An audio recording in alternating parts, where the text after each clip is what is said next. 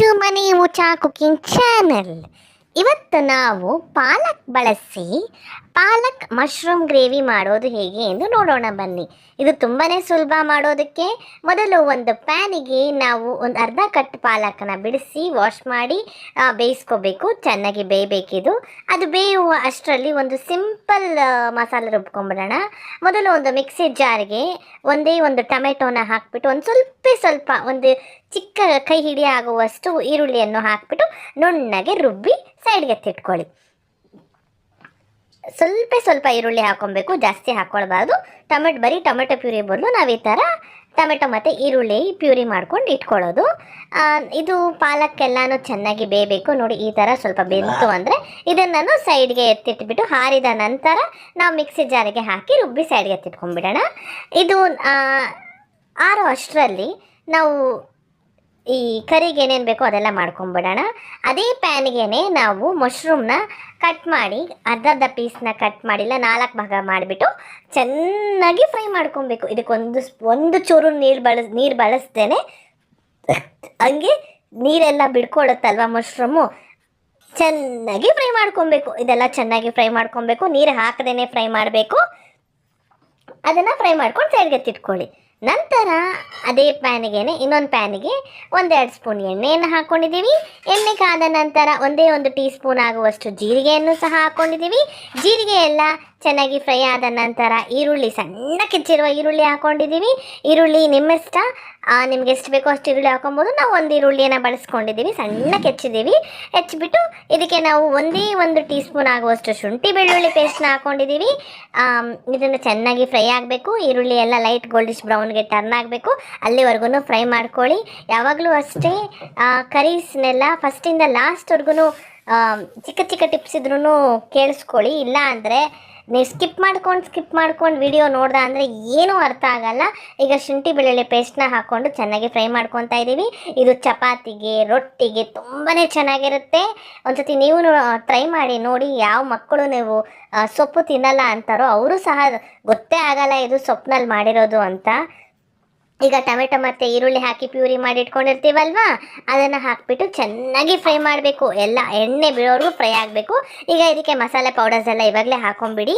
ಆವಾಗ ಎಲ್ಲನೂ ಚೆನ್ನಾಗಿ ಉಪ್ಪು ಖಾರ ಎಲ್ಲ ಚೆಂದಾಗಿ ಹಿಡಿಯುತ್ತೆ. ಒಂದು ಟೀ ಸ್ಪೂನ್ ಆಗುವಷ್ಟು ಗರಂ ಮಸಾಲ ಪೌಡರ್ ಹಾಕ್ಕೊಂಡಿದ್ದೀವಿ. ನಿಮ್ಮ ಖಾರಕ್ಕೆ ಅನುಗುಣವಾಗಿ ಚಿಲ್ಲಿ ಪೌಡರ್ ಹಾಕ್ಕೊಳ್ಳಿ. ನಂತರ ಅರಿಶಿಣದ ಪುಡಿ ಒಂದು ಚಿಕ್ಕ ಟೀ ಸ್ಪೂನ್ ಆಗುವಷ್ಟು ಹಾಕ್ಕೊಂಡಿದ್ದೀವಿ. ಹಾಕ್ಬಿಟ್ಟು ಚೆನ್ನಾಗಿ ಫ್ರೈ ಆಗಬೇಕು. ಇವೆಲ್ಲ ಚೆನ್ನಾಗಿ ಫ್ರೈ ಆದ್ರೇ ಟೇಸ್ಟ್ ಬರೋದು. ನಂತರ 1 ಟೀ ಸ್ಪೂನ್ ಆಗುವಷ್ಟು ಧನಿಯಾ ಪೌಡರ್ ಹಾಕ್ಕೊಂಡಿದ್ದೀವಿ. ಹಾಕ್ಬಿಟ್ಟು ಚೆನ್ನಾಗಿ ಫ್ರೈ ಮಾಡ್ಕೊಳ್ಳಿ. ಇದೆಲ್ಲ ಎಣ್ಣೆ ಬಿಡಬೇಕು, ಅಲ್ಲಿವರೆಗೂ ಚೆನ್ನಾಗಿ ಫ್ರೈ ಆಗಬೇಕು. ರುಚಿಗೆ ತಕ್ಕಷ್ಟು ಉಪ್ಪನ್ನು ಸಹ ಹಾಕ್ಕೊಂಡ್ಬಿಟ್ಟಿದ್ದೀವಿ. ಎಲ್ಲ ಮಸಾಲ ಪೌಡರ್ಸ್ ಎಲ್ಲ ಹಾಕಿದ್ದೀವಿ. ಈಗ ಚೆನ್ನಾಗಿ ಫ್ರೈ ಮಾಡ್ಕೊಳ್ಳಿ. ಎಣ್ಣೆ ಬಿಡೋವರೆಗೂ ಚೆನ್ನಾಗಿ ಫ್ರೈ ಮಾಡ್ಕೊಬೇಕು. ಇದು ಎಣ್ಣೆ ಬಿಟ್ಟ ನಂತರ ಈಗೆಲ್ಲ ಚೆನ್ನಾಗಿ ಫ್ರೈ ಆಗ್ತಾ ಇದೆ.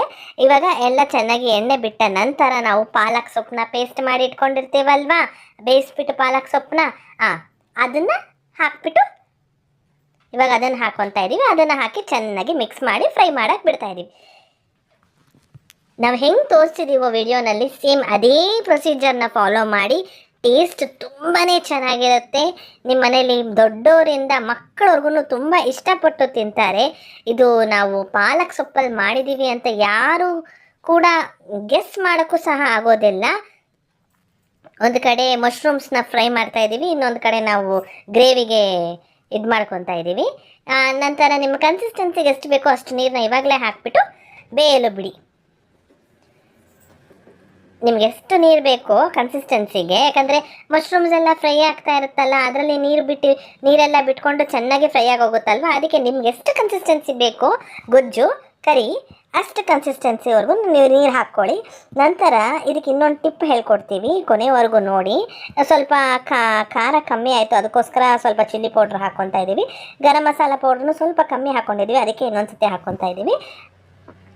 ಹಾಕೋವಾಗಲೇ ಸ್ವಲ್ಪ ಟೇಸ್ಟ್ ಮಾಡಿ ನೋಡಿ. ಅವಾಗ ಹಾಕ್ಕೊಂಬಿಟ್ಟ ಅಂದರೆ ಎಲ್ಲ ಉಪ್ಪು ಖಾರ ಎಲ್ಲ ಚೆನ್ನಾಗಿ ಹಿಡಿಯುತ್ತೆ. ಇಲ್ಲ ನೀವು ಲಾಸ್ಟಿಗೆ ಹಾಕೊಂಡ ಅಂದರೆ ಅಷ್ಟು ಚೆನ್ನಾಗಿರಲ್ಲ. ಅದಕ್ಕೋಸ್ಕರ ಎಲ್ಲ ಮಿಕ್ಸ್ ಮಾಡಿಬಿಟ್ಟು ಒಂದ್ಸತಿ ಟೇಸ್ಟ್ ಮಾಡಿಬಿಟ್ಟು ಬೇಯಲು ಬಿಡ್ತಾ ಇದ್ದೀವಿ. ಈಗ ಇದಕ್ಕೆ ಫ್ರೆಶ್ ಕ್ರೀಮ್ ಹಾಕಬೇಕು. ನಿಮ್ಮ ಮನೇಲಿ ಅಕಸ್ಮಾತ್ ಫ್ರೆಶ್ ಕ್ರೀಮ್ ಇಲ್ಲ ಅಂದರೆ ನೋಡಿ, ಇದರಲ್ಲಿ ತೋರಿಸ್ತೀವಿ. ನೀವು ಏನಾದರೂ ಈ ಕರಿನ ಮಾಡಬೇಕು ಅಂದ್ಕೊಂಡಿರ್ತೀರ ಅಲ್ವಾ, ಇವಾಗ ನಾವು ಮಶ್ರೂಮ್ಸ್ನ ಫ್ರೈ ಮಾಡ್ಕೊಂಡು ಇಡ್ತೀವಲ್ವ, ಆ ಮಶ್ರೂಮ್ಸ್ನ ಇದಕ್ಕೆ ಹಾಕ್ಕೊಂಡು ಮಿಕ್ಸ್ ಮಾಡ್ತಾ ಇದ್ದೀವಿ. ನೀವೇನಾದರೂ ಈ ಕರಿನ ಮಾಡ್ತಾ ಇದ್ದೀರಾ ಅಂದರೆ ಫ್ರೆಶ್ ಕ್ರೀಮ್ನ ಹಾಲಿನ ಕೆನೆನ ಒಂದು 2 ದಿನದ ಹಿಂದೆಯೇ ಎತ್ತಿಟ್ಕೊಳ್ಳಿ. ಆನಂತರ 2 ಸ್ಪೂನ್ ಹಾಲಿನ ಕೆನೆ, 2ರಿಂದ 3 ಸ್ಪೂನ್ ಹಾಕ್ಕೊಂಡು ಚೆನ್ನಾಗಿ ಈ ಥರ ಬೀಟ್ ಮಾಡಿ ಸೈಡ್ಗೆ ಎತ್ತಿಟ್ಕೊಳ್ಳಿ. ಇದೆಲ್ಲ ಚೆನ್ನಾಗಿ ಕುದಿಬೇಕು. ಲಾಸ್ಟ್ಗೆ ಹಾಕ್ಕೊಂಡು ಫ್ರೆಶ್ ಕ್ರೀಮ್ನ, ನೀವು ಮನೇಲಿ ಫ್ರೆಶ್ ಕ್ರೀಮ್ ಇದ್ದರೆ ಓಕೆ, ಫ್ರೆಶ್ ಕ್ರೀಮ್ ಇಲ್ಲ ಅಂದರೆ ಇದು ನಾವು ಇನ್ನೇನು ನಾಳಿದಂಗೆ ಮಾಡಬೇಕು ಅಂದ್ಕೊಂಡಿದ್ದೀರಾ ಅಂದರೆ ನೀವು 2 ದಿನದ ಹಾಲಿನ ಕೆನೆನ ಎತ್ತಿಟ್ಕೊಂಡು ಆ ಹಾಲಿನ ಕೆನೆನ ಚೆನ್ನಾಗಿ ಬೀಟ್ ಮಾಡಿಬಿಟ್ಟು ಸ್ವಲ್ಪ ನೀರು ಹಾಕ್ಬಿಟ್ಟು ಚೆನ್ನಾಗಿ ಬೀಟ್ ಮಾಡಿಬಿಟ್ಟು ಲಾಸ್ಟಲ್ಲಿ ನಾವಿನ್ನೇನು ಸ್ಟವ್ ಆಫ್ ಮಾಡ್ತಾ ಇದ್ದೀವಿ ಅನ್ನೋವಾಗ ನೀವು ಫ್ರೆಶ್ ಕ್ರೀಮ್ನ ಹಾಕ್ಬಿಟ್ಟು 1-2 ಸೆಕೆಂಡ್ ಸ್ವಲ್ಪ ಕುದಿಬೇಕಷ್ಟೇ. ಜಾಸ್ತಿ ನೀವು ಫ್ರೈ ಮಾಡಬಾರ್ದು, ಜಾಸ್ತಿ ಕುದಿಯೋ ಅವಶ್ಯಕತೆ ಇಲ್ಲ. ಇದಕ್ಕೆ 2 ಸೆಕೆಂಡ್ ಸಾಕು.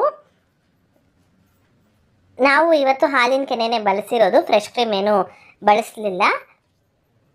ಇದೇ ಫ್ರೆಶ್ ಕ್ರೀಮು, ಇನ್ನೇನಿಲ್ಲ. ಅಷ್ಟೇ, 1-2 ಸೆಕೆಂಡ್ ಬೇಯಲು ಬಿಡಿ. ಸ್ವಲ್ಪ ಫ್ರೆಶ್ ಕ್ರೀಮ್ ಹಾಕಿದ್ರೆ ಟೇಸ್ಟ್ ಸ್ವಲ್ಪ ಚೆನ್ನಾಗಿರುತ್ತೆ ಅಂತ ಅಷ್ಟೇ, ಇನ್ನೇನಿಲ್ಲ. ನೋಡಿ, ನೀವು ಅದೇ ನೀವು ರೆಸ್ಟೋರೆಂಟಲ್ಲೆಲ್ಲ ತಿಂದರೆ ಕಲರ್ ಯೂಸ್ ಮಾಡ್ತಾರೆ, ಗ್ರೀನ್ ಕಲರು. ಇದು ಮನೆಯಲ್ಲಿ ಮಾಡಿರೋದ್ರಿಂದ ಇದೇ ಕಲರ್ ಬರೋದು. ತುಂಬ ಹೈಜಿನಿಕ್ ಆಗೂ ಇರುತ್ತೆ, ತುಂಬ ಚೆನ್ನಾಗೂ ಟೇಸ್ಟಾಗಿರುತ್ತೆ. ಮಕ್ಕಳು ಸಹ ಇಷ್ಟಪಟ್ಟು ತಿಂತಾರೆ. ಆದಷ್ಟು ಮನೆಯಲ್ಲೇ ಟ್ರೈ ಮಾಡಿ ನೋಡಿ ಇಂಥವೆಲ್ಲ. ಅಷ್ಟೇ, ಪಾಲಕ್ ಮಶ್ರೂಮ್ ಕರಿ ಸವಿಯಲು ಸಿದ್ಧ. ಮಾಡ್ಕೊಳ್ಳಿ, ತಿನ್ಕೊಳ್ಳಿ. ನಿಮಗೇನಾದರೂ ನಮ್ಮ ಚಾನಲ್ ಇಷ್ಟವಾದಲ್ಲಿ ಪ್ಲೀಸ್ ಲೈಕ್, ಶೇರ್, ಸಬ್ಸ್ಕ್ರೈಬ್ ಮಾಡಲು ಮಾತ್ರ ಮರಿಬೇಡಿ. Thank you for watching.